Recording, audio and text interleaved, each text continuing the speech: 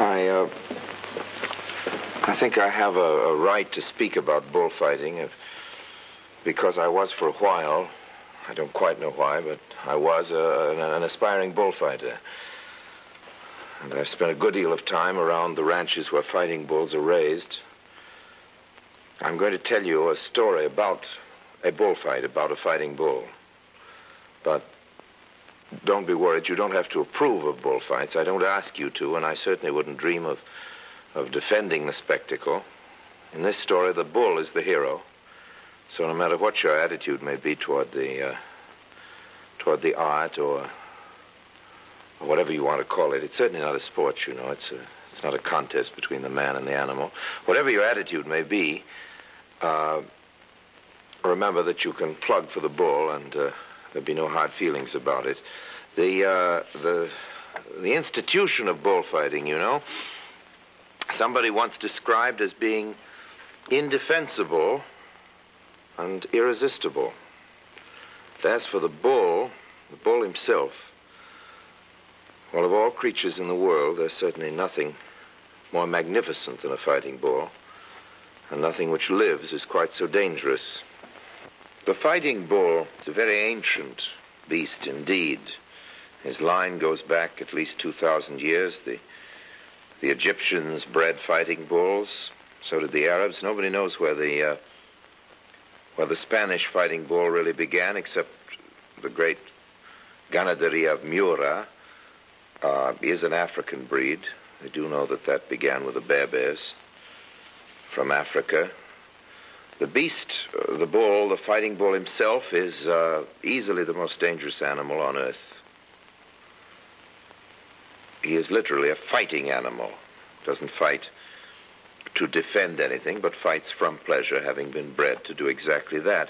There have been savage spectacles in which the bulls have been pitted against tigers and lions and wild elephants from Africa. And in these spectacles, on each occasion, every recorded instance shows us that the bull is the victor. He can kill anything else in the world, and indeed will attempt to kill anything.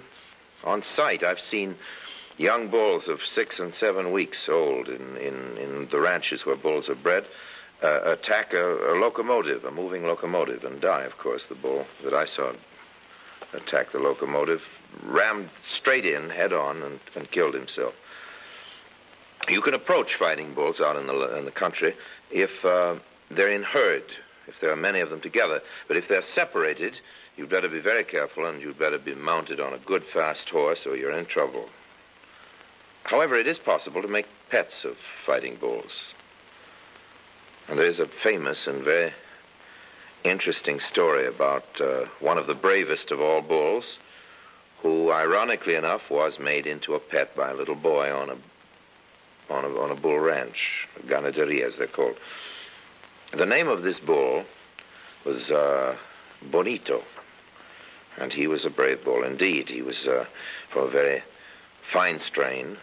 These ranches were rather like the places that the stables where racehorses are raised.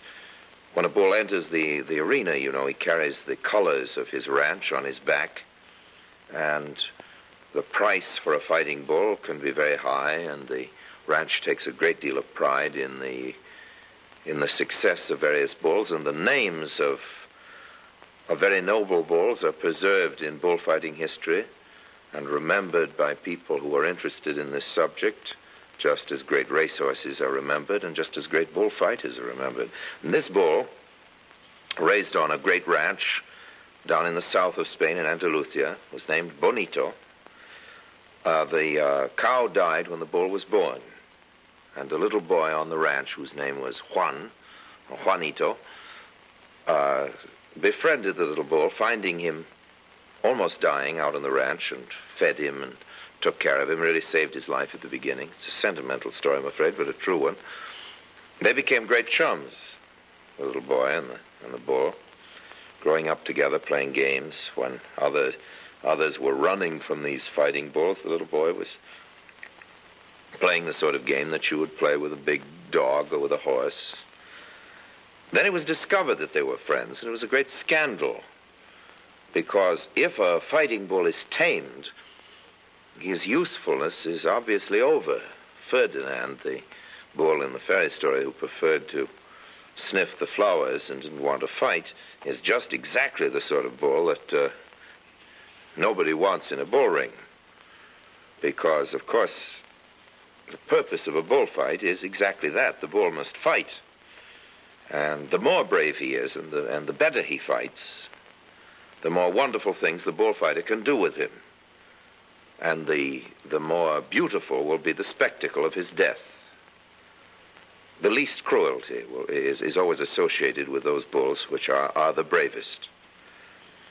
And when a bull becomes tame, of course, it will not on form charge the horse and meet the peak or face the bullfighter as he ought to, and therefore there was a great deal of unhappiness, and I'm afraid the little boy was made to suffer a good bit for having made a pet of the fighting bull, Bonito. But he kept running out anyway at moonlight. On moonlight nights, he'd jump over the fence and get out into the fields and whistle, and a great dark shape would detach itself from the others in the herd and come moving toward the little boy, and they'd play together. And as the years went by, of course, the bull got very much bigger and very much more dangerous, but he always remembered the little boy. Then the time came for him to go to the bull ring to fight. Of course, there had been the tienta. I mustn't leave that out. The tienta is the testing of the bulls. There are two testings. One is of the cow, and the other is of the young bull itself. Well, the cows are tested, and those cows which are brave are allowed to breed, and those which are not become beefsteaks. Then there's the second testing, which is of the young bulls. And in the south of Spain, this is done for the most part on horseback. And in this testing, our friend Bonito, the fighting bull, was seen to be extremely brave in spite of having been made a pet. So there were great hopes for him because he was a magnificent specimen. As I say, now we've come to the moment when the bull is going to be moved. In these days, this is many years ago, not by truck, but in wagons drawn by horses. The bulls that are chosen for a certain bullfight are detached from the herd, a difficult and expert process, and then moved into a special corral, and now into trucks, and before, as I say, into wagons. Bonito was put into a wagon, and the procession started for Madrid. On the way, little boy, by the way, had joined the procession. I've forgotten whether he climbed on the back of the wagon or rode a horse or what, but anyway, he was riding with his friend toward Madrid up the long roads that lead across the steppes of Spain. And on the way, the bull got out, and there is a version of the story that the little boy had opened up this wagon in which the bull was kept, and at a time when the whole procession had stopped, in the hope of releasing his pet and giving him his freedom. And indeed, that succeeded, because at any rate, the bull did get out and ran through the town, breaking down everything. And when I say everything, if you could see one of these beasts on the loose, I've seen it in Mexico, as a matter of fact, not in Spain. They can go directly through earth walls. They will pick out any one person, no one knows why, arbitrarily pick out one person in a crowd, go for him, follow him up the stairs onto to the second floor of a building, and there murder the person. As I say, go right through walls, all the rest of it. Anyway, there was a tremendous riot. Many people injured seriously, before Bonito was captured, put back in his wagon, taken to Madrid. So now he's there, and he's put in his corral. It's Saturday. On Sunday at 5 o'clock in the afternoon, he will meet the great torero, and 15 minutes after he's let out into the arena, Bonito will die. You can imagine that our little Juanito the boy is very miserable indeed to lose his dear friend. So we see him on Sunday morning in the great cathedral, in front of the altar, on his knees, praying for his pet. And if we look carefully, we can see also in the cathedral and also on his knees the bullfighter praying for his life. Now it's time for the bullfight. I won't describe that, because you either have to know a lot about bullfights and like them, or you don't know about them and you don't like them. It's not really important for this story that you have any sort of opinion about this curious and extraordinary and in many ways admirable spectacle. You must just understand, in order to appreciate this tale, that the bull is a tremendous success and that the bullfighter is likewise a success. That the things that happen during the course of 15 minutes in the arena are such as have not been seen in the Plaza de Toros of Madrid in a decade. Tears are streaming down the faces of those who are watching this faena. And there are, I don't know what it was, 18 linked passes and heaven knows what extraordinary and wonderful sort of things. The time comes for the kill. Now, this is accomplished with a sword, of course, a special sword which has a bent point, and it's a very difficult process. The bull must be killed by entering over the horns. Now, there are 3 ways of killing a bull, but in all of them you must go over the horns of the bull, and in all the sword must enter a place called the cross in Spanish, about the size of the palm of a man's hand, very small. And this is called the moment of truth, this particular climax of the tragedy called a bullfight. And here we're just on the verge of the moment of truth, in a very great afternoon, one which will remain always in the history of bullfighting, because Bonito has been at all moments noble. He's been a great tragic hero.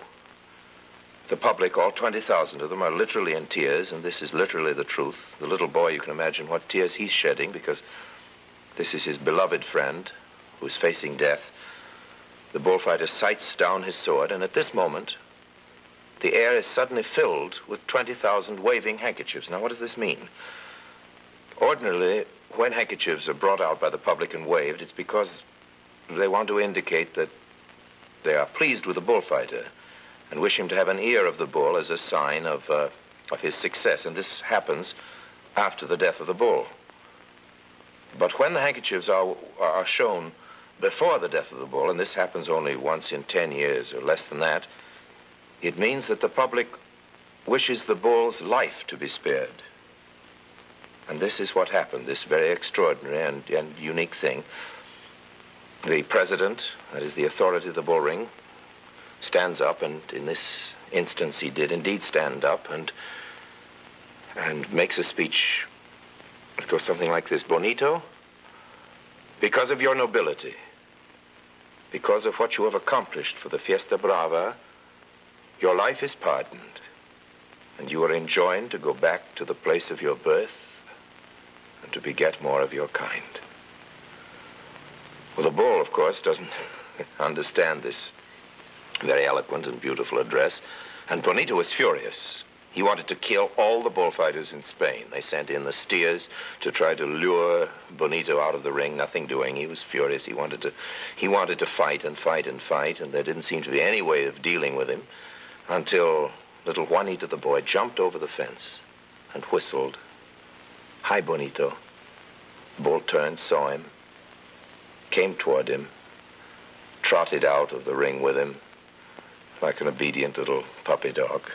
Away they went to the country together, lived happily ever after.